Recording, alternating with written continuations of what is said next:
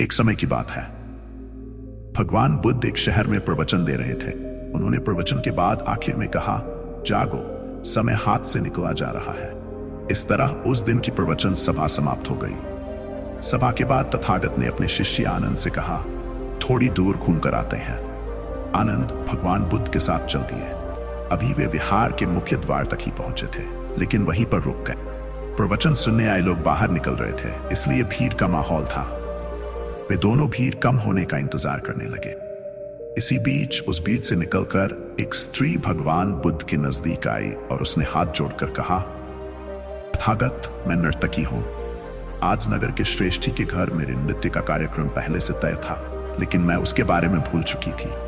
यहां जैसे ही आपने कहा कि जागो, समय निकला जा रहा है, मुझे तुरंत इस बात की याद आई कि मुझे कार्यक्रम में जाना है। उसके बाद एक डाकू भगवान बुद्ध से मिला और उसने कहा, तथागत, मैं आपसे कोई बात छिपाऊंगा नहीं।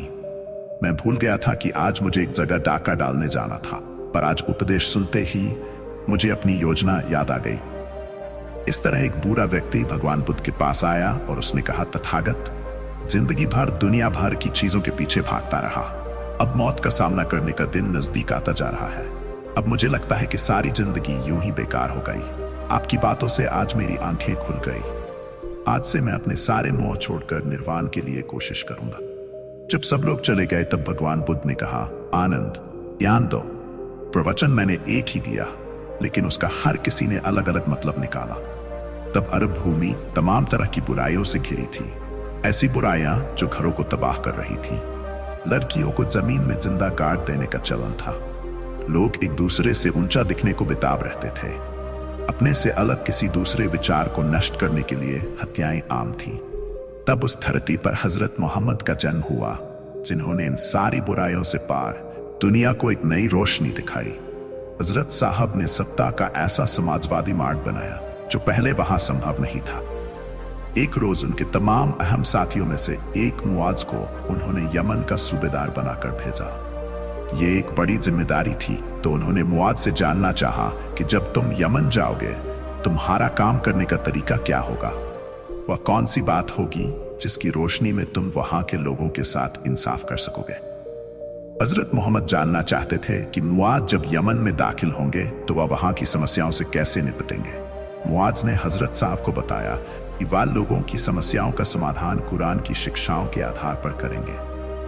हजरत मोहम्मद ने पूछा कि अगर कुरान की शिक्षाओं के साथ वहां की समस्याओं का तालमेल नहीं बैठा, तब क्या करोगे। तब मुआज ने कहा कि तब अपने पैगंबर की मिसाल सामने रखकर उन समस्याओं का हल निकाला जाएगा।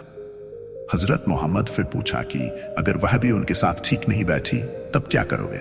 मुआज ने जवाब दिया कि तब अपनी अक्ल और इंसाफ को आगे रखकर काम किया जाएगा। फिर हजरत मोहम्मद मुस्कुराए और बोले कि यही सबसे अच्छा रास्ता है।